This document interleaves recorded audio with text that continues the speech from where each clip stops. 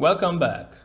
As the unfortunate events unfold in Eastern Europe, I continue with another video, this time about the Empire of Japan in the interwar period. In the case of Japan, determining the period itself is a bit complicated, as the country became more aggressive, and by the early 1930s it started its expansion, targeting mainly China. I will go through the entire period nonetheless, to give a more complete picture. In the early 20th century, Japan was busy modernizing its economy and military, preparing for a new era of conquest and expansion.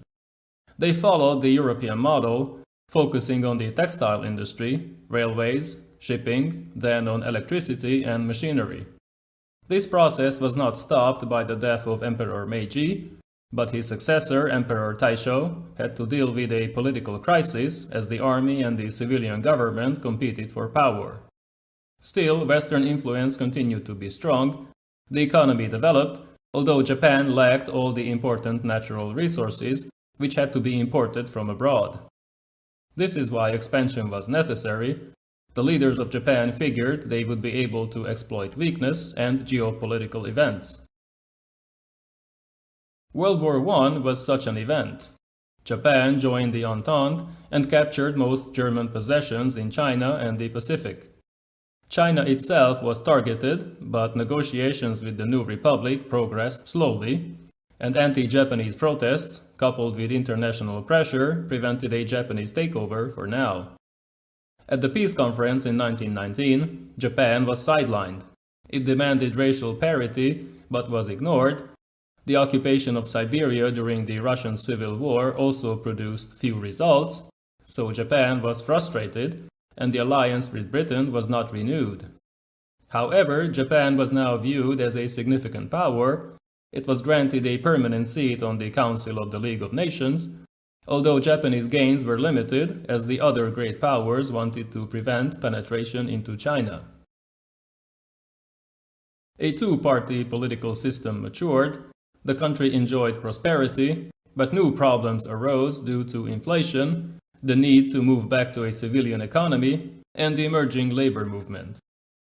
The conservatives remained in power, calls for universal suffrage were ignored, while the 1925 Peace Preservation Law forbade any change in the political structure or the abolition of private property, which was directed against leftist parties.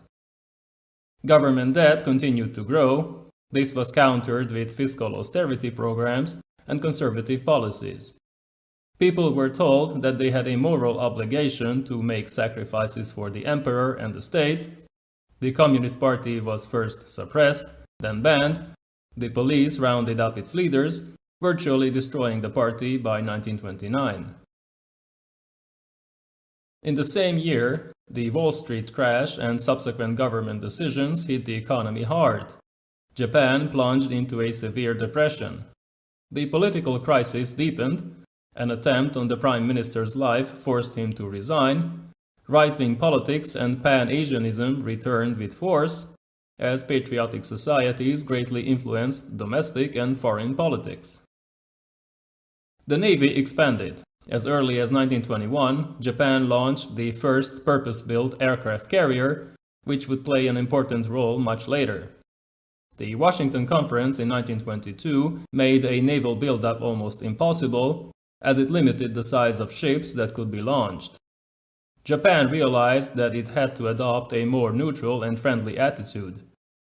For now, the status quo in the Pacific was recognized. Interference in the Chinese Civil War was greatly reduced. This didn't last.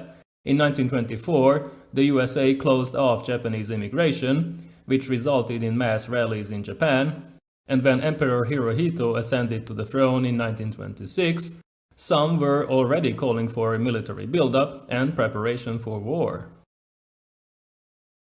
The Great Depression caused massive unemployment and a great reduction in trade.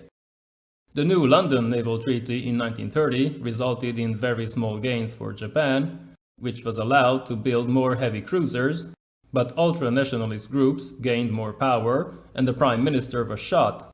The civilian government lost control. Even though back in 1922, Japan also signed the Nine Power Treaty, that was to guarantee the independence and integrity of China. In 1931, the Japanese army invaded Manchuria. The government was unable to stop the military, the Kwantung Army was mobilized, and all of Manchuria was occupied.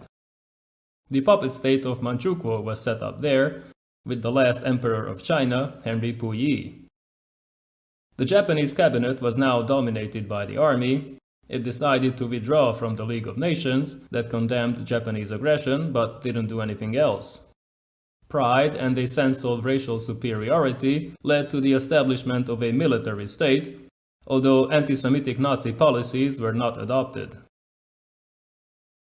In the interwar period, the military was significantly expanded. The army acquired tanks and airplanes.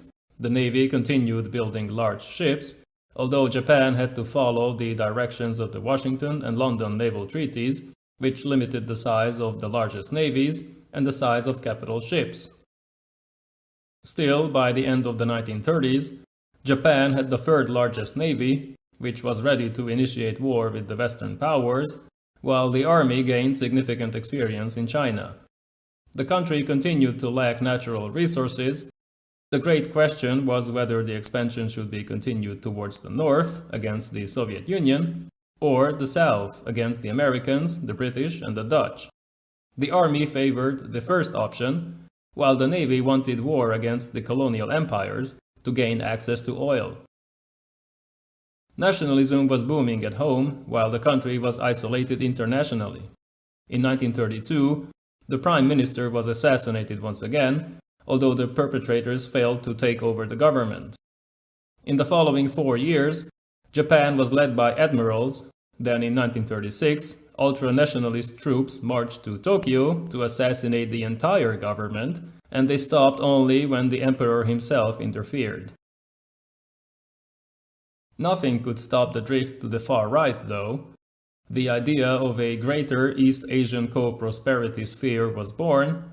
According to this, Asia would unite against Western imperialism, but in reality, this was just a front for Japanese military expansion. During the war, many atrocities would be committed not just against Westerners, but also local peoples, who were subjected to torture, rape, executions, chemical warfare, and experiments. In July 1937, the Marco Polo Bridge incident led to the Second Sino-Japanese War, in which the main goal was the domination of China. Occupying the entire country was not planned, but Beijing and the coast was captured in a few months. Chiang Kai-shek's attempt to counterattack in Shanghai failed. The Chinese nationalists were forced to retreat inland. Nanjing, the capital, also fell. Here, the Japanese massacred hundreds of thousands. The event is known as the Rape of Nanjing. By 1939, the war became a stalemate, although further gains were achieved during World War II.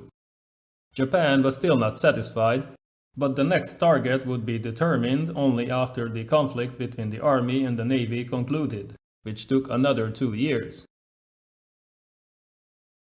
I will talk about the Pacific Theater and Japan's performance during the war in another video, which will expand my World War II playlist. See you in the next one.